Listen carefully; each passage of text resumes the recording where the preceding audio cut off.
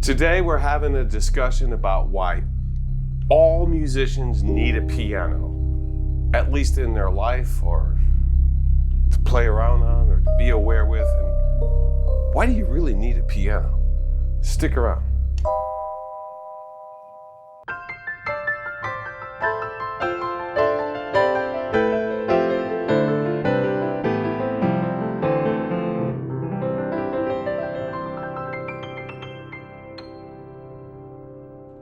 Hi, this is Ted with Alamo Music Center in downtown San Antonio, Texas.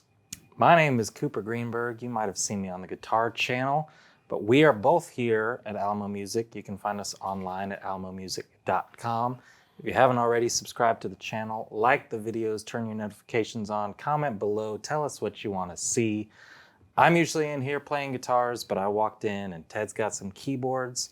We figured it's time to talk about why I recently got a piano and why Ted and myself believe that any musician needs to be at least familiar with the keyboard, how to play, how to write, and it's a necessary skill, and I want you to tell me why.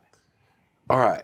I don't know if I should just, this is going to be exciting because I don't know if I should just focus on guitar players because I know you shoot guitar, but videos and both electric and acoustic, same kind of thing we do with pianos. But I'm also thinking at the same time, why would a drummer want a piano? I think, I think everybody should. Drumming, I mean, there's so much of a rhythmic aspect to playing piano too, but I think helping a drummer, especially somebody that's not playing necessarily a melodic instrument, help them communicate with the other band members. Well, here's the interesting thing. I was a sophomore in high school. Yeah. The first time I saw someone like, and there was a drummer like, doom, doom. Oh, yeah. Yeah. Have you ever tuned to C? You know, they tune usually to C. Really? It's like there's, and they're like the toms. So toms actually have a note, and the low one is usually like so far. But it's weird that they have a note. Yeah.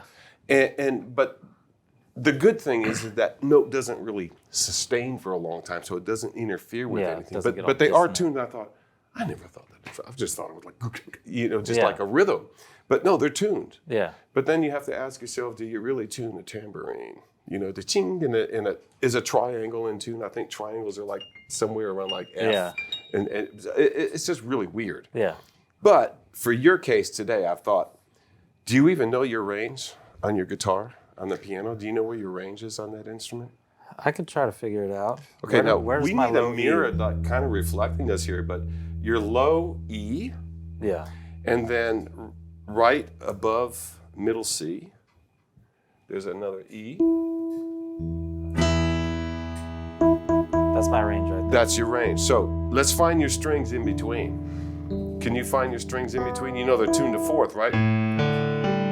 So it's like E, A, D, G. And here's the fourth one's the weird one, right? Or the fifth one? It's the B. Yeah. Man, it's so weird looking upside down. So these are the strings on the guitar. When you strum guitar. Yeah, that's what they sound like, right? Yeah. And so like when you hit those top 3-note harmonics, an octave up, you get. Yeah. You can think of all the guitar licks that you could teach yourself on piano just based on that. And here's what's really weird, is I don't know that anyone has ever thought about this, but in terms of guitar and piano, I should probably confess this on video. Yeah. I actually have, I didn't bring it with me, but I have drawn out a fretboard of a guitar. And I don't know how many frets I went, because I actually designed a guitar once, because I was thinking about cutting the soundboard out of a piano and keeping the curvature, and then using that as the top, and then making back and sides, and building a neck that was laid out in black and white. But every single box, every little fret box would be black, white, black, or white, black, colored based on whatever note the piano was colored. So you'd have these keys recolored so many different times in that area on a guitar. It makes for a really interesting looking guitar neck. Yeah. But you'd have to put like individual pieces of, like ivory and ebony across each one of the fret boxes. The interesting thing is, do you know where those markings are on the guitar? Yeah, on the fret markers, third, scallops, fifth, seventh. Yeah. That pretty much shows you like kind of where the white keys are at. Really? Yeah. It's really, really, for the most part, it's a majority kind of thing. But That's wild. If you sat there and you colored in every single string from, because this string here goes up to what, around here, and then this string goes up to about here, this string up, this string up. The strings go all the way up the fret. And if you color in every single one, every single half step, these colors, it makes for a real interesting looking fretboard. Yeah. And for the most part, you don't need the little dots because you can kind of see where it goes. Yeah.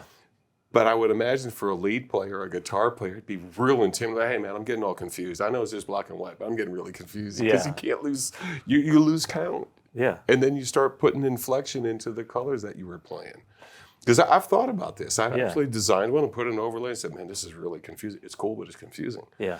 So when you're playing, people say, what's the easiest? Do you teach piano? Yeah. It's like, no, you want to play piano? Just buy whatever instrument you want. Yeah. But learn piano, because I always ask piano customers, have you ever tried to play guitar? Almost everyone.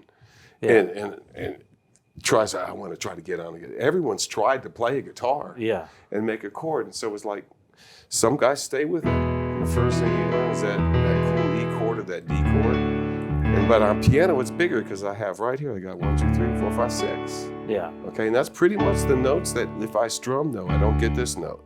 So if I play on the guitar, I have to ignore that one. So that's pretty much what you get out of a D.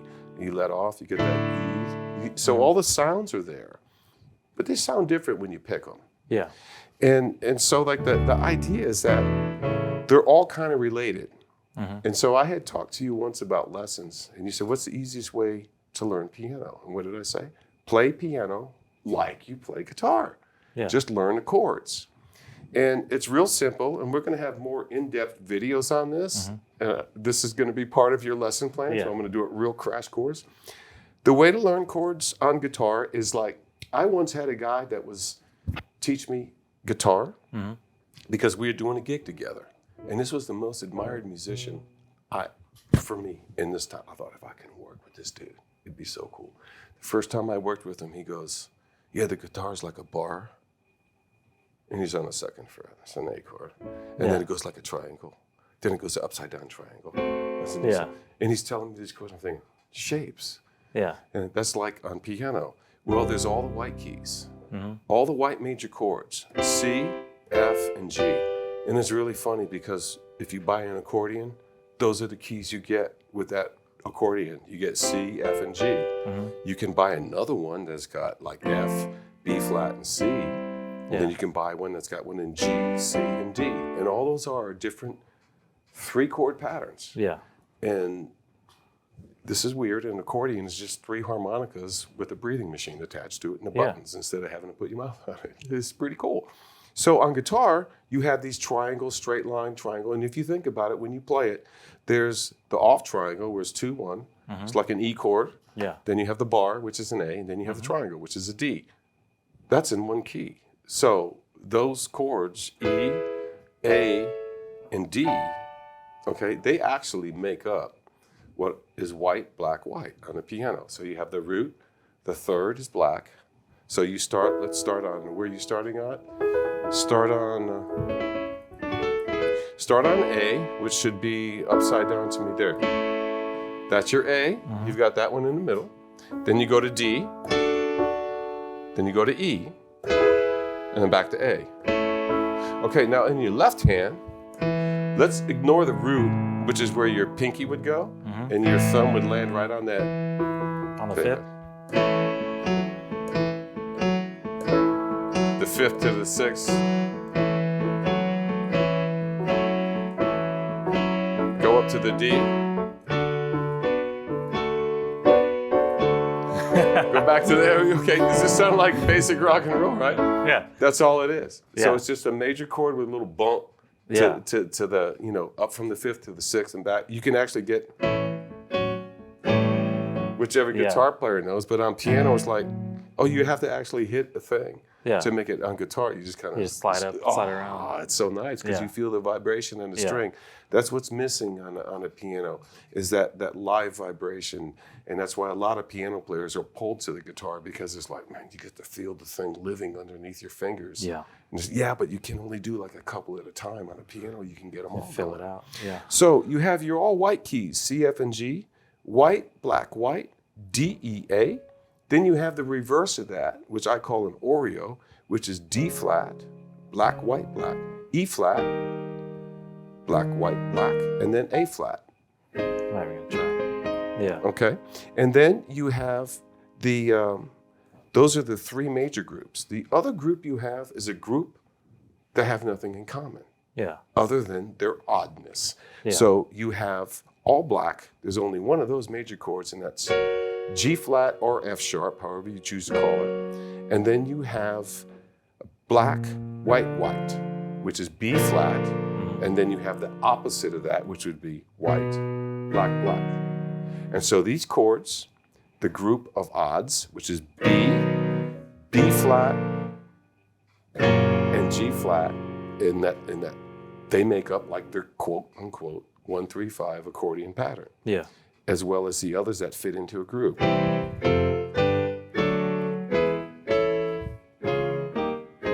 They all make up their own group. Yeah. And so there's like 4 groups, 3 that make sense and a group of odd ones. Yeah. That's going to be lesson 101, A, B, C, D.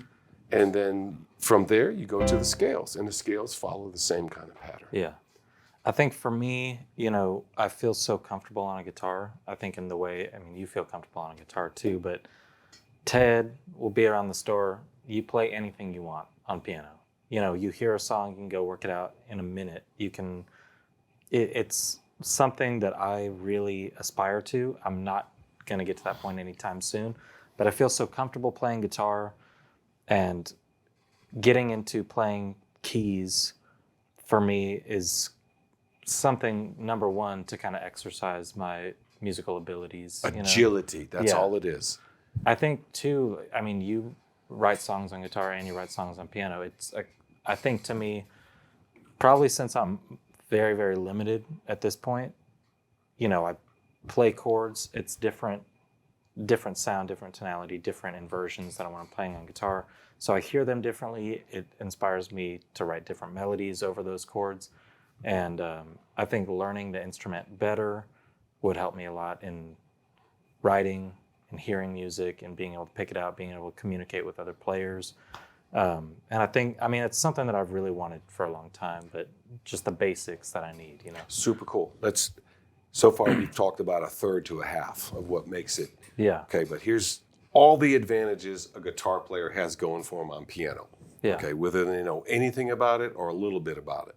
You learn the chords, that's just notes. Yeah. The cool thing about guitar players is that, for the most part, all of the syncopated parts, if you're a right-handy, okay, I'm not talking about Hendrix dudes or McCartney guys. Okay, if you're lefties, it's a little different. It's the left hand. Yeah. If it's not one, it's the other. But for the most part, the right hand handles all of the rhythm. Yeah. Great at downbeat, great at eighth stroke, great at syncopated, like dotted eighth, great at hitting that middle 16th notes, or one on the other side.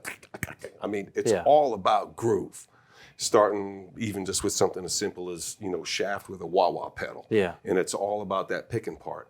All that rhythm right here is right where you need it on piano. Yeah. Because that's where all the runs and all that stuff comes from. The downside to it for guitar players is all their finesse and all their fancy is here.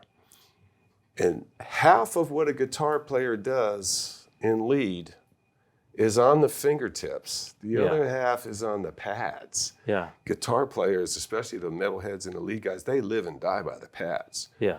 Piano players, they play on the pads when they're up into a black key. And if you're playing on the pads, on the white key, man, it's a real slow-moving piece, and you're having to feel that sensitivity. So guitar players have a lot of advantages. They just need to learn how to use them. Yeah. The other thing that's cool is they have all this down here, man. Guitar players are the coolest guys to come up with. Those kind of complicated left-hand parts are just like magic for a guitar player. Yeah. Oh man, I can do this all day long. Okay, so now that you're doing that, you hit the notes in between.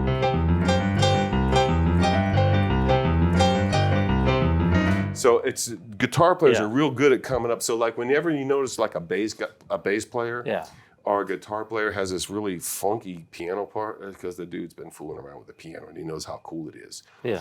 The difference on piano is that you do have a black and white separation in terms of how the groove goes and which fingers to use. Whereas on guitar, man, it's all the same. Yeah.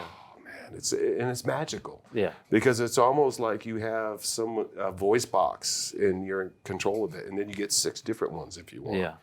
And so it's a different instrument. I think my biggest disconnect at the start is, you got a major chord on a guitar, you take that shape, move it up a fret, it's still going to be a major chord.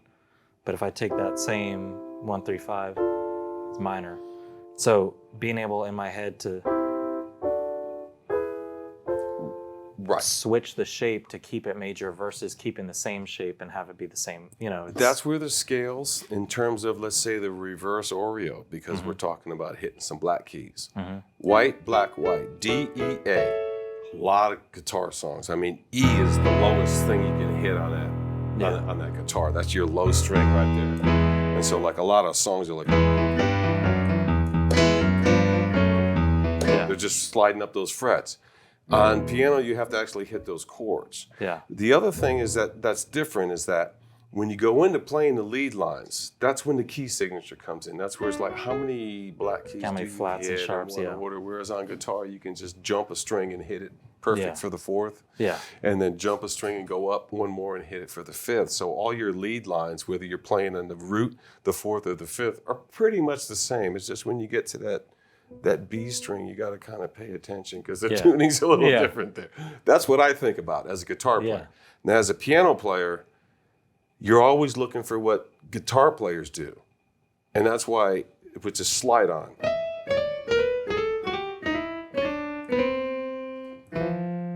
Yeah. Okay? Hammer-ons and pull-offs. You got to work at that on the piano. Yeah.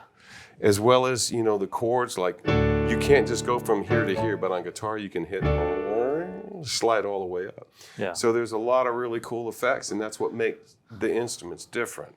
The last thing I want to talk about, since we talked about note, and then we talked about cluster note, and we talked about the finesse of most guitar players of their left hand and the rhythm in their right hand.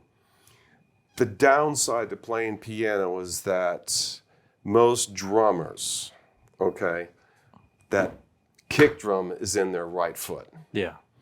As a lifelong piano player, in the first introduction that's my 2 and 4. My bass drum is my left foot. Yeah. So the kick drum and the snare are reversed in the piano mind. I don't know if the kick drum and the snare work in terms the same way as a guitar player. I don't know where. I've watched guitar players play. Is this guy stomping his right foot on the downbeat? They usually are. Yeah. And they're leaning. Instead of stomping their left foot, they lean with the bass, Yeah. That's the same thing as... So guitar players have to be aware of what it is what they do on guitar, how does it work here? So they understand the right hand is locked solid, that left hand, I gotta rethink a little bit. Yeah. Unless you're doing... All that works great on piano. Yeah. It's that same concept exaggerated, but sometimes what you don't do on guitar is keep this the same.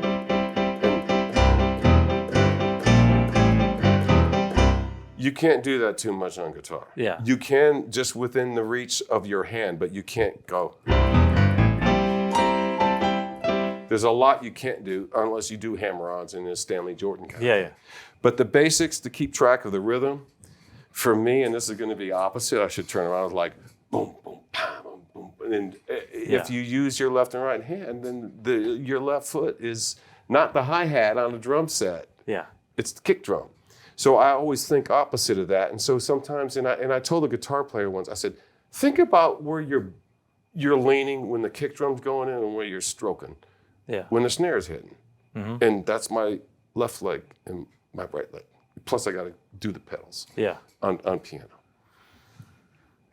It'll be a journey. It's a journey, but guess what? It's a very, very, very familiar journey. Yeah. Is what I think. Yeah, for sure. And I know how it's supposed to sound, right? So it's just getting to that point, getting comfortable with all that stuff you're talking about. because I do think for sure my snare is my left hand, you know? Like I'm opposite of you, you know? Yeah, I've practiced on drum sets and I do that. I do the kick drum, but I'm not very good. Yeah. But if I lock down the hi-hat and it makes more sense to me. Yeah. And sometimes I think if I could put a trigger on my heel, and on my heel, I could probably be a pretty good drummer. Yeah. You know? But I've never really tried it. Any other questions you have? Here's one thing you don't get on guitar that you do have on piano. A short lesson, only play the black keys. Any clusters you want.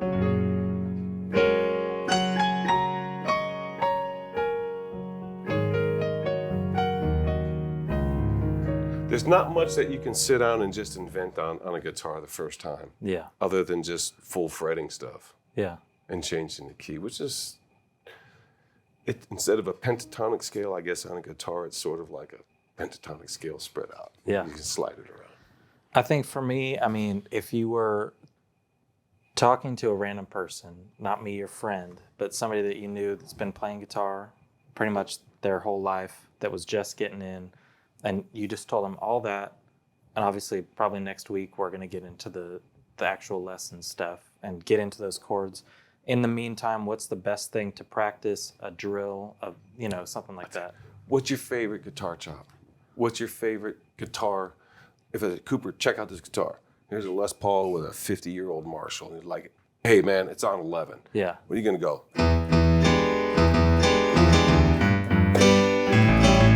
Yeah. Learn stuff you already know on your instrument on another instrument. Yeah. Always do that. Whatever you love to play on guitar, sit up. Okay, so how do I play Time in a Bottle? I can play. You've heard me play on guitar. Can I play it on? No, I've never really sat down.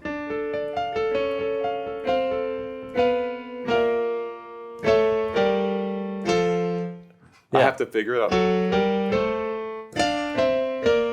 Something like, I'd have to really monkey with it or get the music. Yeah. But to pick those tracks, pick the chops. And if you want to practice, what I should practice is sit here and learn how to play any other, like Jim Croce song I play, like Operator on piano.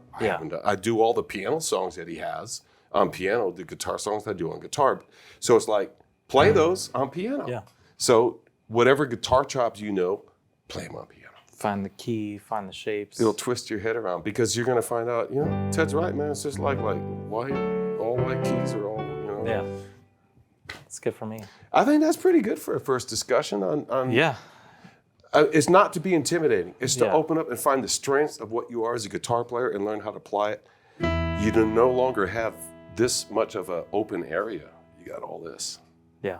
It's inspiring. And this is where all the cool lead lines are right. Guitar players are really cool right up around in this range. Yeah. Which is where piano players struggle to come up with really catchy lead lines. Yeah. And I wish, like a lot of these guitar guys that are shredders, took up piano a little bit, because they could, or the piano or keyboards. A lot of them do, and it's really cool. Cool. Well, that's good for me. I'm going to keep working. We'll get more into the mechanics and the actual stuff. But if there's anything, if you're watching this, you're on the piano channel, so you're probably already interested in piano.